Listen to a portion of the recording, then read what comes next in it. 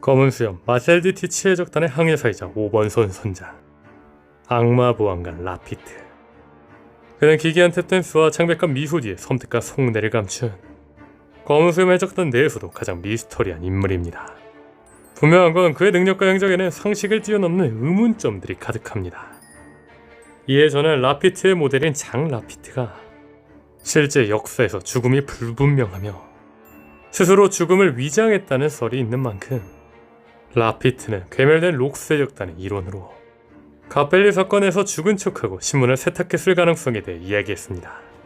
분명한 건 가펠리 회상 장면에서 유독 정체가 가려진 검은 실루엣의 록스 해적단 간부가 비중 있게 등장했기에 이 실루엣이 바로 라피트의 본 모습이며 라피트는 악마의 열매 능력으로 나이를 숨기거나 젊음을 유지하였다고 이야기하였죠. 다만 최근 오다스맨 원피스 SBS를 통해 해당 인물이 누군지에 대해 밝혔는데 그는 길 바스터로 오다스맨이 17살 때 그렸던 만화의 주인공을 재등장시킨 것이며 심지어 길 바스터는 스릴러 바크에서도 좀비로 등장하기도 했다고 하죠. 그렇다면 제가 말한 라피트의 정체가 록스 해적단의 이제라는 건 말이 안 됩니다. 다만 최근 자료조사를 통해 라피트에 대한 새로운 가설에 도달했습니다. 분명한 건 라피트는 수상한 점이 한두 가지가 아닙니다. 과거 아발로 피서로가 선장 자리를 넘보자 라피트는 즉각 죽여버리겠다며 섬뜩한 살기를 드러냅니다. 이는 동료애를 넘어선 마치 계산된 듯한 광기 어린 충성심으로 비칩니다. 다만 이러한 과도한 충성심은 오히려 의심을 낳습니다. 강한 긍정은 강한 부정이라는 거죠. 원피스 세계관에서 성지 마리조아는 레드라인 정상에 위치한 선택받은 자들 외에는 출입이 불가능한 절대 성역입니다. 실제로 레드포트의 순간기를 통하지 않고는 물리적으로 접근이 불가능하죠. 하지만 라피트는 칠무의 회의가 한창이던 회의장에 너무나도 손쉽게 마치 원래 그곳에 있었던 사람처럼 나타나 마샬디 티치를 칠무회로 추천했습니다. 당시 그 자리에는 해군원수 센코쿠, 대참모 추르를 비롯해 미오크, 도플라밍고, 쿠마 등 세계관 최상위급 강자들이 있었음에도 아무도 그의 침입을 감지하지 못했죠. 오다스는 실존 인물이나 자신이 좋아하는 것들을 작품에 녹여내는 것으로 유명합니다. 그런데 오다스의 작업실에는 영화 캐리비안의 해적의 모티브가 된 디즈니 놀이기구 캐리비안의 해적 포스터가 여러 장 붙어 있었는데 이 디즈니랜드의 놀이기구는 실존했던 해적 장 라피트의 보물을 찾는다는 테마를 가지고 있습니다. 라피트의 이름 자체를 여기서 따왔다는 것은 오다스미 라피트라는 캐릭터에게 처음부터 평범하지 않은 특별한 비밀과 역할을 부여했음을 시사하는 가장 강력한 증거 중 하나겠죠. 또한 라피트의 모델이 된 실존 인물 장 라피트는 프랑스 출신이지만 주 활동 무대는 미국의 멕시코만이었습니다. 그렇다면 먼저 생각해볼 건 마리조아는 프랑스와 연관되어 있다는 겁니다. 세계의 정점 이무의 이름을 붙였으면 프랑스를 뜻하는 한자 불이 됩니다. 이는 단순한 말장난을 넘어 세계 정부의 가장 깊숙한 곳에 군림하는 최고 권력자의 정체성 자체가 프랑스라는 테마와 직접적으로 연결되어 있음을 보여주는 결정적인 증거라고 볼 수 있겠죠. 즉 마리조아를 지배하는 이념과 체제의 근원이 프랑스 절대 왕정임을 암시하는 것이라는 겁니다.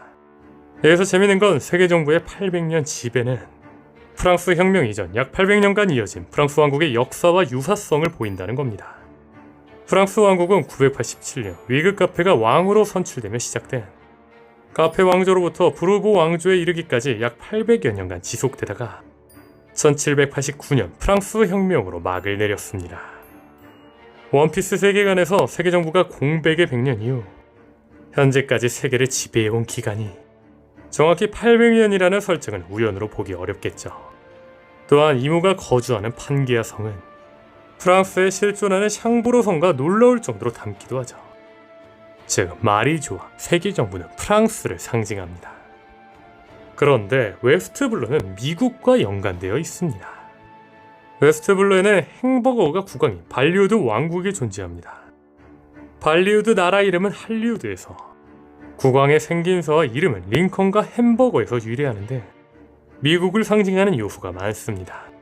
또한 갓벨리의 지형은 미국에 실존하는 신들의 계곡을 모델로 한 것으로 추정됩니다. 또한 최악의 세대 중 한 명인 배지는 웨스트블루 출신으로 그의 이름과 조직은 1920년대 근주법 시대의 시카고를 주름잡았던 전설적인 마피아 알 카포네를 모티브로 한 걸로 보입니다. 심지어 배지가 이끄는 파이어 탱크 해적단은 조직원들이 중절모와 정장을 입고 기관총을 사용하는데 전형적인 이탈리아계 미국인 마피아의 모습을 하고 있죠. 이처럼 웨스트블루는 미국과 연관되어 있습니다. 그런데 앞서 말한 것처럼 라피트의 모티브가 된 장 라피트는 프랑스인이지만 미국으로 건너가 활동했다고 했습니다. 이 떡밥에 프랑스를 상징하는 마리조아, 미국을 상징하는 웨스트블루 떡밥을 종합해본다면 라피트는 장 라피트처럼 마리조아 사람 천룡인이지만 웨스트블루에서 활동했다는 서사가 완성됩니다. 이 가설은 두 가지 가능성을 도출할 수 있습니다. 첫 번째, 라피트는 갓벨리에서 잃어버린 3살 아기다. 갓벨리 사건 당시 라피트의 나이는 3세였습니다. 분명한 건 갓벨리에는 샹크스, 샴노, 그리고 2세의 티치 등 여러 아이들이 있었음이 밝혀졌기에 3세의 라피트가 그곳에 있었다고 해도 전혀 이상하지 않을 겁니다. 즉, 천룡인 라피트는 갓벨리 사건이라는 대혼란 속에서 부모를 잃거나 버려졌고 어떤 경로를 통해 웨스트블루에 정착하게 되었다는 거죠. 두 번째 가능성, 라피트는 마리조아에서 파견한 침투 요원이다. 세계 정부에게 가장 위협적인 세력 중 하나는 단연 사왕입니다. 그 중에서도 가장 예측 불가능하고 위험한 인물인 대베일족이자 록스의 피를 이은 검은 수염 옆에 첩자를 심어두는 것은 매우 합리적인 전략일 수 있겠죠. 즉, 라피트가 가진 웨스트블루의 보안관이라는 직책은 하계사회에 자연스럽게 녹아들기 위한 초기 위장 신분 아닐까라는 겁니다. 다시 말해 그의 최종 목표는 검은 수염 마크, 티치의 야망과 계획을 가장 가까이서 감시하고 결정적인 순간에 내부에서부터 무너뜨리거나 정보를 빼돌리는 것이 그의 진짜 인물일 수 있다는 거죠. 최고 권력인 오로성의 이름은 각각 태양계 행성에서 유래했습니다. 그리고 오로성 위에 군림하는 유일무이한 왕, 이무의 이름을 거꾸로 하면 우미, 즉 바다가 됩니다.